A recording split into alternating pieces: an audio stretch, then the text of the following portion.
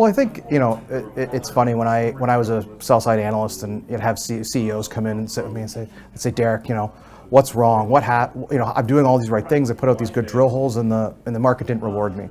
And, and I would inevitably tell them, hey, you have to, just keep doing the right things and eventually the market that valuation gap will close. I think the hardest thing was reminding myself of that. We had a good drill program in the fall of last year. Market didn't reward us for it, but, we're starting to demonstrate continuity at our gold chain project at the Tyro target.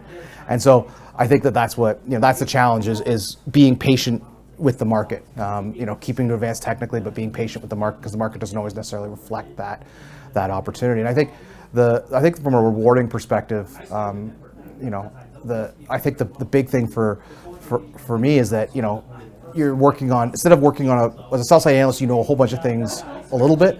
As a corporate, one company really, really well. And I think that's been rewarding in that sense, is getting past that initial level of detail and digging right into what's going on.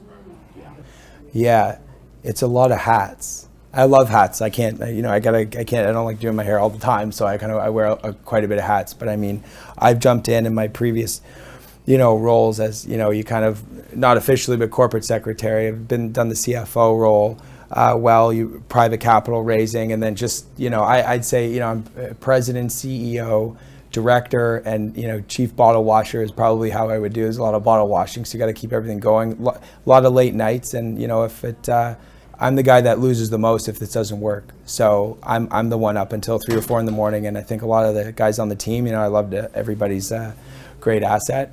But if you got to get something done, you'll get an email from me at 3 or 4 in the morning, and I think a lot of guys might be a bit annoyed about that, but I'm the guy that pushes the hardest. So it takes time to understand the deposit, and if people are waiting for that one drill hole to have the perfect big mother lode, it might not happen right away. But there's a lot to learn as you go, right? So that's the challenging aspect of it, and trying to get the investors to understand that. A lot of investors just don't understand, and they're waiting just for that one wonder hit, right? And if you're going to do that, you might as well just go to the casinos and play that as opposed to junior mining. There's no other job in the world where you get to go out and you're trying to discover something, every day, and you're learning every day. And what I've done at MacDonald's is I think they've got a really great technical team, but I've also introduced them to some, I call them senior statespeople who've been around, and really try to add more value, because in my view, geology is a black art. It's a very complicated science, and the more you can open up and let people work with you on it, the better chance you are of actually finding that discovery and making something out of nothing. Running a junior mining company is equivalent to juggling balls. There's 3 main points to it. Number 1, you're an entrepreneur who's got a startup business. Secondly, you're exploring for a precious mineral that's relatively rare in the earth, in our case gold. And thirdly, you have to navigate the volatility of the stock market, particularly the junior space. So it's not for everybody. And you have to be bold and have a lot of fortitude within you to be able to handle the challenges and stress. But at the same time, that provides reward. Every day is different for me. I love having that hands-on approach to tackle problems and issues, and then the wins that come out of it, like new discoveries, are more than exciting, and that's the highs of this job. So it's a challenging job that I absolutely have a privilege to serve this company, and I couldn't ask for anything better. I think for most junior companies, the most challenging part is, and has been especially over the last couple of years, has been the valuation gap. We have a project that's worth $250 million as it is right now, barring any exploration upside, and we have a market cap that doesn't reflect that. But I think that most junior companies have the same problem, and that is communicating to investors what the value is, and that's why we do shows like this. This is why we talk to people, to try and communicate what we have. There's a lot of projects out there. It's hard for most people to differentiate, and so it's hard for you to differentiate yourself as a company, as a junior company. But I think at the end of the day, asset quality rings true, the quality of the people rings true, and if you keep plugging away as we do, eventually the valuation will come back up there.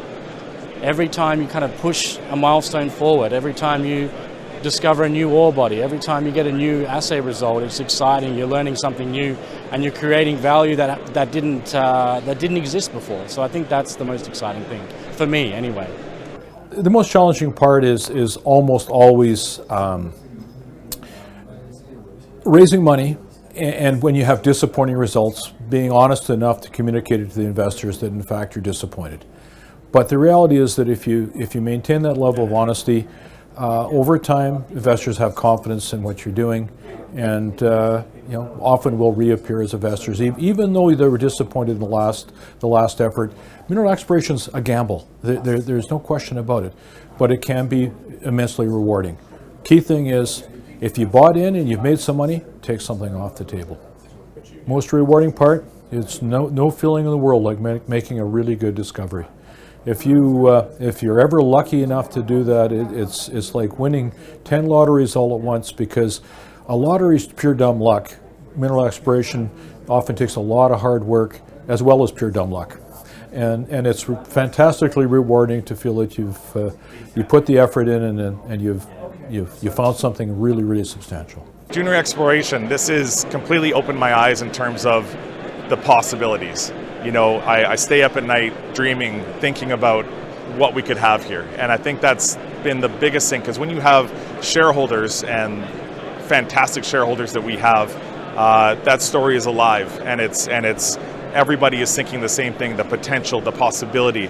I think that's what keeps people going. It is truly finding something to scale, and the high grade that we have, this could be a world-changing asset that we have.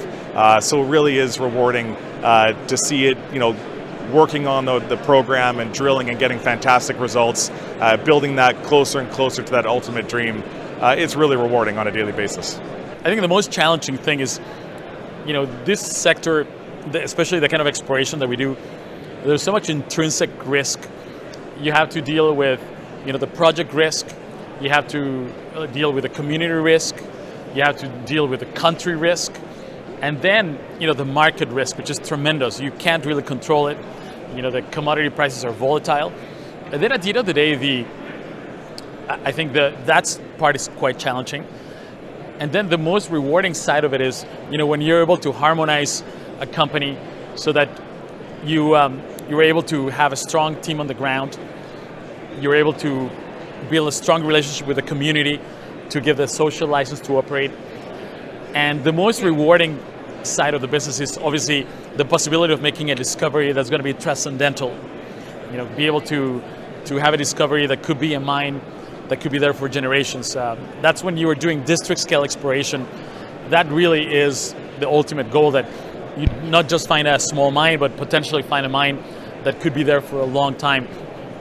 And then if you see, I get to see it firsthand, even just on the basis of the exploration that we do in Mexico, the jobs that you create, the opportunities that you create for people in areas where typically there aren't that many opportunities. Mining jobs, especially in geology, are very well paid. So that part is incredibly satisfying.